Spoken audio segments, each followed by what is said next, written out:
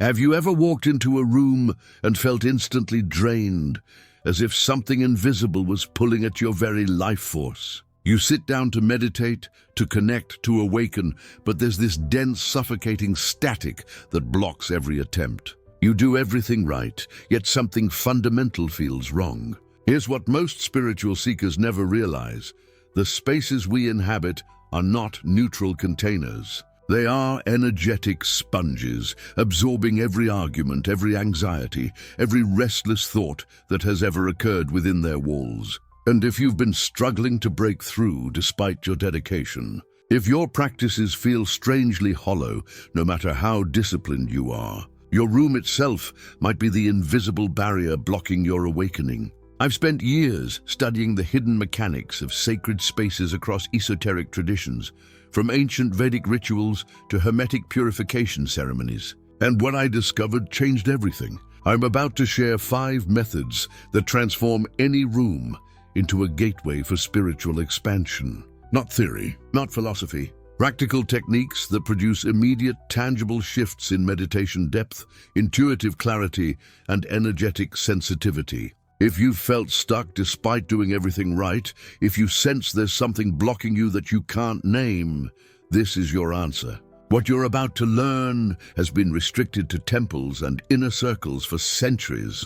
Stay with me, because the breakthrough you've been seeking might be just one cleared room away. Let me start with something most people completely misunderstand: why physical spaces hold energetic charge in the first place. Think about it. You walk into a room where someone just had a heated argument. Even if you know nothing about what happened, you feel it. There's a tension, a heaviness. That's not imagination. That's real energetic residue. Every thought carries a vibrational frequency. Every emotion creates a subtle electromagnetic field. And when these frequencies are emitted in an enclosed space, they don't just dissipate. They accumulate. Ancient traditions understood this profoundly. In Feng Shui, spaces are treated as living organisms with energetic circulation systems. In Vedic science, homes are consecrated with specific rituals because they recognize that walls and objects become imprinted with the consciousness of their inhabitants. Even modern physics acknowledges that matter and energy are interchangeable, that everything vibrates at specific frequencies. So when you enter a room filled with old arguments, unprocessed grief, or chronic anxiety, you're literally stepping into a field of low-frequency vibration. And here's what happens to your spiritual practice in such a space.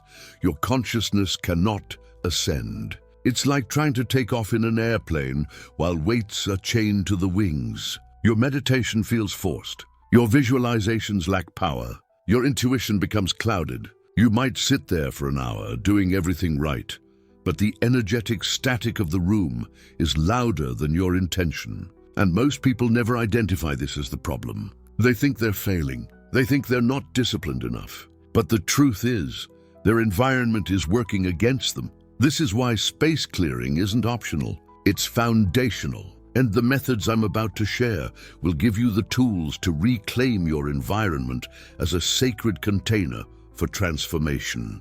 Let's begin with the first method.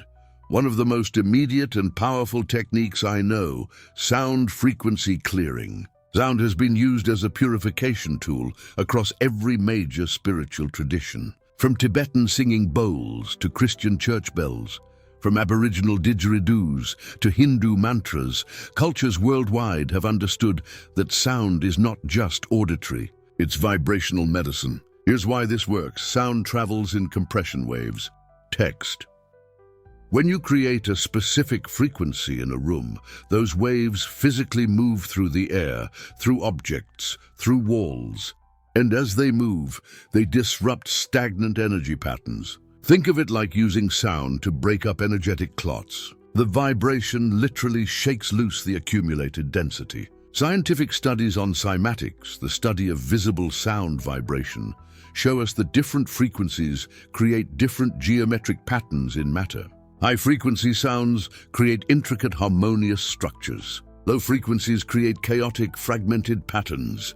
When you introduce high-frequency sound into a space filled with low-frequency emotional residue, You're essentially reorganizing the energetic architecture of that room. Now let me give you the exact ritual I use, a method passed down through esoteric lineages and refined through my own practice. You'll need a sound source. This can be a Tibetan singing bowl, a tuning fork at 528 Hz, which is known as the frequency of transformation, or even a clear, resonant bell. If you don't have any of these, you can use your own voice, specifically a sustained aum or om sound. First, stand at the center of the room. Close your eyes. Take 3 deep grounding breaths. Feel your feet rooted to the earth. This is important because you're about to become a conduit for vibrational energy, and you need to be energetically anchored. Now begin creating the sound. If you're using a singing bowl, strike it gently and let it sing. If you're using your voice, begin a low, sustained om that resonates from your belly, not your throat. The key is consistency and intention. As you create this sound, visualize it as a wave of golden light emanating from the source, expanding outward in concentric circles, filling every corner of the room. Move slowly around the space, paying special attention to the corners. Corners are where stagnant energy accumulates most densely. It's where the flow of air and light is weakest. Corners are where stagnant energy accumulates most densely. It's where the flow of air and light is weakest. Spend extra time in these areas, allowing the sound to penetrate deeply. As you do this, you might feel tingling sensations. You might notice a shift in the air, as if the room is breathing differently. These are signs that the energetic field is responding. Continue for at least 5 to 7 minutes. The duration matters because you're not just clearing surface energy. You're reaching into the deeper layers of accumulated vibration. When you finish, notice the quality of silence that follows. It's not empty, it's alive, it's spacious. This is the sound of a cleared room, a room that is now ready to support your spiritual work instead of resisting it. But here's something crucial. Sound clearing is immediate, but it's also temporary. If you live in that space and continue to generate low-frequency emotions, arguments, stress, the density will return. Which is why the second method I'm about to share is so essential. It provides ongoing passive protection. Method 2, the salt absorption ritual. Salt is one of the oldest and most powerful tools for energetic purification. And I'm not talking about mystical speculation here. There's a reason salt has been revered across cultures for millennia. From ancient Egyptians using it in mummification to preserve bodies, to Jewish and Christian traditions using it in blessings and protection rituals, to Shinto priests scattering it to purify sacred spaces. Let me explain the esoteric principle first, and then the science that supports it. From an energetic perspective, salt is a crystalline structure. Crystals are known in metaphysical traditions for their ability to store, amplify, and transmute energy. Salt specifically has an absorptive quality. It acts like an energetic sponge, drawing in and neutralizing negative frequencies. In alchemical texts, salt is one of the 3 essential principles, representing the body, the physical grounding force that stabilizes and purifies. Now here's the science. Salt is an ionic compound. When dissolved in water or exposed to moisture in the air, it becomes highly conductive. It creates a field that can absorb electromagnetic frequencies. Some researchers even study salt's ability to neutralize positive ions, the kind of ions that accumulate in spaces with electronic devices and contribute to feelings of fatigue and mental fog. So whether you approach this from a mystical or scientific angle, the conclusion is the same.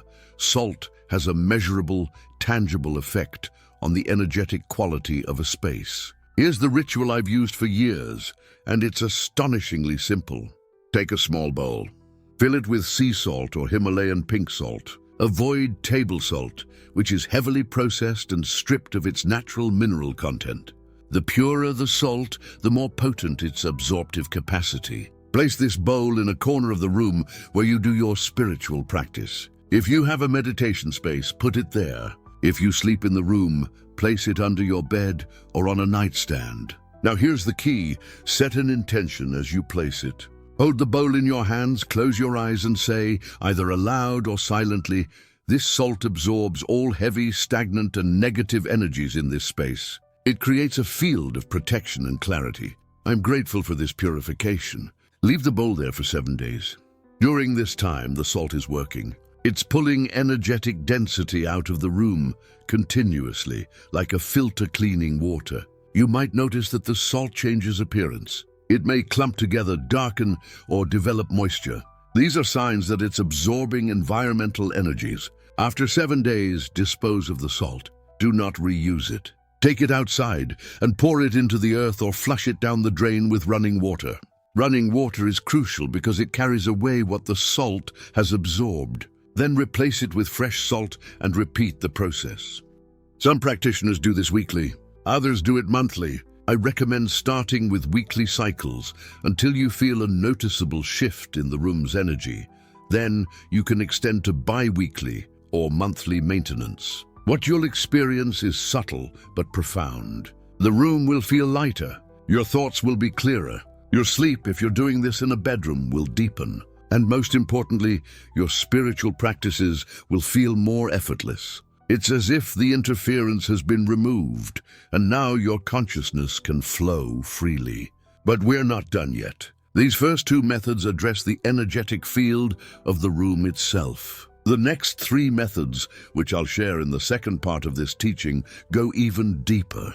They work with elemental forces, directional energies, and the sacred geometry of space itself. Before we continue, let me remind you why this work matters so much. You are not failing in your spiritual practice. You are not lacking discipline or talent. What's happening is that you're trying to grow a garden in contaminated soil. You're trying to build a fire with wet wood. The potential is there. The readiness is there. But the environment is sabotaging your efforts. Every monk, every mystic, every spiritual adept throughout history has understood this. Sacred spaces are not accidents. They are carefully constructed, meticulously maintained, and energetically consecrated. Temples are built on specific land. Altars are positioned according to directional alignments. Incense is burned. Bells are rung. Floors are washed with intention. Why? Because they know that consciousness is influenced by environment. And if you want to access higher states, if you want to awaken dormant faculties, if you want to connect with deeper truths, you must first create the conditions that allow such experiences to unfold. That's what you're doing right now. You're reclaiming your space. You're transforming it from a neutral or even hostile container into a sanctuary. Text: a place where the veil between the mundane and the sacred becomes thin. A place where your practices are amplified instead of diminished. And the methods we've covered so far, sound frequency clearing and salt absorption, are just the beginning. They are your foundation. But there are 3 more techniques that will take this even further. Method 3 involves the element of fire and smoke, a purification practice so ancient and so universal that nearly every culture on Earth has some version of it. Method 4 addresses the directional energies of your room, the way different cardinal points influence the flow of consciousness, and how to align your space for maximum spiritual receptivity. And Method 5, the most powerful of all, works with sacred geometry and the creation of energetic grids that not only clear negativity, but actively generate high-frequency fields that support awakening. These are not theoretical concepts. These are practical, actionable rituals that produce real, tangible results. And I'm going to walk you through each one step by step, just as I did with the first 2 methods. But I need you to understand something important. If you stop here, if you only apply sound clearing and salt absorption, you'll experience some benefit. Your room will feel better. Your practices will improve, but it won't be complete. It's like cleaning the exterior of a house while leaving the interior untouched. The full transformation, the kind that turns your room into a true spiritual accelerator, requires all 5 methods working together. Each one addresses a different layer of energetic density. Each one unlocks a different aspect of the space's potential. So here's what I want you to do right now. Before we move into the next 3 methods, take a moment. Commit to seeing this through. Commit to applying what you're learning. Because knowledge without application is just entertainment. And you didn't come here to be entertained. You came here for transformation. The tools are in your hands.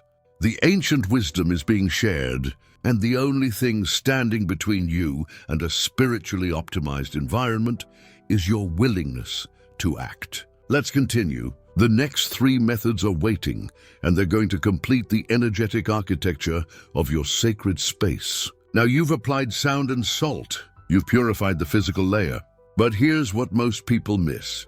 Purification is only the foundation. The real transformation begins when you activate the space, when you turn it from neutral ground into a consciousness amplifier. And that's exactly what the next 3 methods do. They don't just clear, they consecrate. They transform your space into a living gateway for higher frequencies. Let's begin with the 3rd key. Method 3, light purification ritual. Here's what the ancient mystery schools understood that modern spirituality forgot. Light isn't just illumination. Light is consciousness itself made visible. Every photon carries information. Every beam transmits frequency. When you work with light intentionally, you're not decorating a room. You're programming the energetic architecture of reality. The Rosicrucians practiced this for centuries. The Essenes, the Hermetic orders, they knew that darkness isn't merely the absence of light, it's a frequency. And light, true light, wielded with intention, doesn't just reveal what's hidden, it transmutes it. So here's the ritual. And I want you to feel how different this is from simply turning on a lamp. Step 1, choose your sacred hour, dawn or dusk. The liminal moments when the veil between worlds grows thin. This isn't superstition, it's physics. The transition between light and dark creates energetic instability, and instability means possibility. Step 2, open every curtain, every blind, every barrier between your space and natural light. Let the sun or twilight flood every corner. As you do this, speak this invocation aloud. I call upon the primordial light, the first light, the light that births consciousness itself. Purify this space of all shadow, all density, all frequency that does not serve my highest awakening. Step 3, now light a white candle. Not for ambiance, for alchemy. Place it in the center of your space. As you light it, visualize this flame as the seed of a massive sphere of golden white light. See it expanding, slowly, deliberately, pushing through walls, through furniture, through your own body. This sphere doesn't destroy darkness. It transforms it. It converts low frequency into high frequency through pure presence. Step 4, walk the perimeter of your space clockwise, carrying the candle. At each corner, pause. Hold the flame up and declare, this corner is sealed in light. No shadow may take root here. Only clarity, only truth, only the frequencies of my highest self. Then when you complete the circuit, return the candle to the center. Let it burn for at least 20 minutes while you sit in meditation, feeling the space breathe with new luminosity. What you'll notice, the air feels different, clearer, more vibrant. Colors appear brighter, your thoughts sharpen. This isn't placebo. This is your consciousness responding to an environment that's been harmonized with light frequency. But as powerful as light purification is, it's still preparation. Because the 4th method, the one I'm about to share, is where we cross from technique into true ceremonial magic. This is the method that initiates God most carefully. The one that actually imprints your consciousness onto the fabric of your space. And once you do this, your environment stops being a passive container. It becomes an active participant in your transformation. Method 4, intention consecration. This is the climax, the ultimate ritual. Pay close attention because what I'm about to teach you is knowledge that's been restricted to inner circles for millennia. Here's the esoteric principle. Consciousness doesn't just observe reality. Consciousness shapes reality. The Hermetic axiom states it plainly, as above, so below. As within, so without. Your inner state creates your outer world, and your space, when consecrated properly, becomes the mirror and magnifier of your highest intention. Quantum physics stumbled into this truth and called it the observer effect. The mystics have known it forever and called it ceremonial magic. Same principle, different language. When you consecrate your space with intention, you're not wishing. You're not hoping. You're encoding.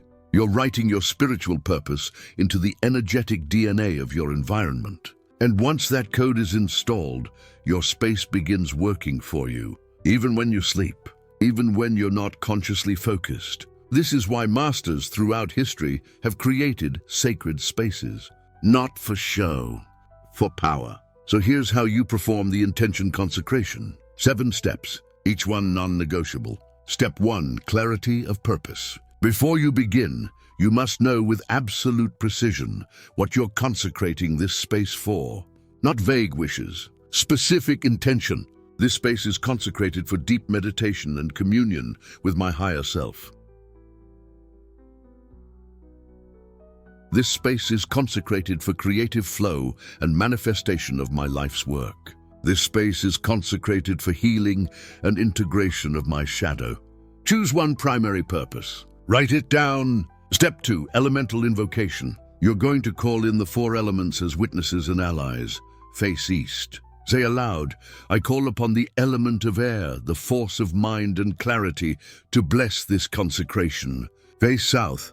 I call upon the element of fire, the force of will and transformation.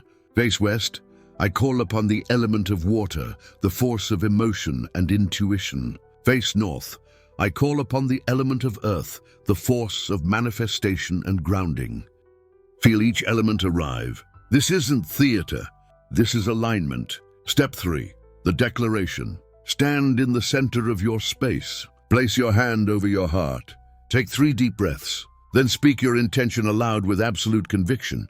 I now consecrate this space for, and state your purpose. Say it 3 times. Each repetition louder, more certain, more powerful than the last. By the 3rd declaration, you should feel your entire body vibrating with the truth of it. Step 4, the seal. Take a small amount of water, preferably from a natural source like a spring or river. If that's not available, use water you've left under moonlight for 3 hours. Add a pinch of sea salt. This is now consecrated water. Walk the perimeter of your space, sprinkling drops at each threshold, each doorway, each window. As you do, visualize an invisible seal of light forming around your space, a boundary that permits only frequencies aligned with your stated intention to enter. Step 5, anchoring objects. Choose 3 objects that symbolize your intention. If it's meditation, perhaps a crystal, a cushion, and an image of a deity or symbol you resonate with. Place these objects in a triangle formation within your space. These become energetic anchors, physical reminders that keep the consecration active. Step 6, the offering. Ceremonial magic requires exchange, energy for energy. Leave a small offering in your space. Fresh flowers, a piece of fruit, incense, something beautiful, something alive with energy. This offering signals to the invisible forces that you honor the alliance you're creating. It's not symbolic, it's functional. Step 7, gratitude and closure. Sit in the center of your newly consecrated space. Close your eyes. Place both palms flat on the ground. Feel the pulse of the earth beneath you. Then speak these words. I give thanks to the elements, to the light, to the consciousness that flows through all things. This space is now consecrated. This intention is now sealed. And so it is. When you open your eyes, the ritual is complete. What you'll experience after this, your space will feel alive, truly alive. You'll walk into it and immediately feel the shift in your own energy. Ideas will come faster. Meditation will go deeper. Synchronicities will multiply. But more than that, you'll feel a sense of sovereignty. This is your space. It answers to you. It amplifies you. This is the power of true consecration. But here's the truth nobody tells you. Energy is not static. It's dynamic. It flows. It shifts. It responds to input, which means even a consecrated space requires maintenance. And that's exactly what the 5th method provides. Method 5. Energetic maintenance protocol. You've cleared, you've activated, you've consecrated. Now you maintain. Think of your space like a garden. You don't plant seeds once and walk away forever. You water, you weed, you tend. Energetic maintenance is the same principle. Regular attention keeps the frequency high and prevents accumulation of density. Here's the protocol. 4 levels of maintenance based on intensity and need. Level 1, daily refresh. Every morning, open a window for 60 seconds. Let fresh air circulate. As it does, visualize stale energy flowing out and vibrant energy flowing in. Say aloud, this space is refreshed. This space is aligned. Takes 90 seconds. Maintains baseline clarity. Level 2, weekly cleanse. Once per week, burn sacred wood or resin. Palo Santo, frankincense, copal. Walk through your space with the smoke, paying attention to corners and thresholds. While you do this, set the intention. All frequencies below the level of love are now released. This prevents buildup. Level 3, monthly recalibration. Once a month, repeat the sound clearing from Method 1. Use the singing bowl or your voice. Walk the space, clear the layers. This keeps the energetic foundation strong and prevents drift. Level 4, seasonal consecration. Every 3 months at the turning of the seasons, repeat the full intention consecration ritual from Method 4. Restate your purpose. Renew your commitment. Reseal the space. This ensures your space evolves with you as you grow. What you'll notice with consistent maintenance, your space becomes increasingly responsive. It starts to anticipate your needs. You'll walk in feeling scattered, and within moments, you'll feel centered. Not because you did anything, because the space itself holds the frequency you've trained it to hold. This is what the masters mean when they talk about sacred space. Not a location, a living field of consciousness. And now you have all 5 methods. Sound clearing for foundation, salt purification for protection, light activation for vibrational elevation, intention consecration for programming, and maintenance for sustainability. You now possess knowledge that most spiritual seekers never encounter. Knowledge that's been kept in temples, lodges, and lineages for centuries. Not because it's dangerous, because it's powerful, and power requires responsibility. So here's what I want you to do. Tonight, not tomorrow, tonight. Choose Method 1, the sound clearing. Walk through your space with a bell or your voice. Notice the immediate shift. Feel the difference. That's your confirmation that this isn't theory. This is practical magic. And once you've done that, once you've felt the change, you'll be ready for what's coming next. Because in the next video, I'm going to reveal the 3 objects you must remove from your space immediately if you want to maintain these frequencies. Objects that are energetic vampires, that drain your field even after you've cleared it. Most people have at least 1. Some have all 3. If you want to know what they are, if you want to protect the work you're about to do, hit subscribe right now. Turn on notifications. This information doesn't stay public forever. You've been given the keys. Now use them. Clear your space, activate your power, and step into the awakening that's been waiting for you. The gate is open. Walk through.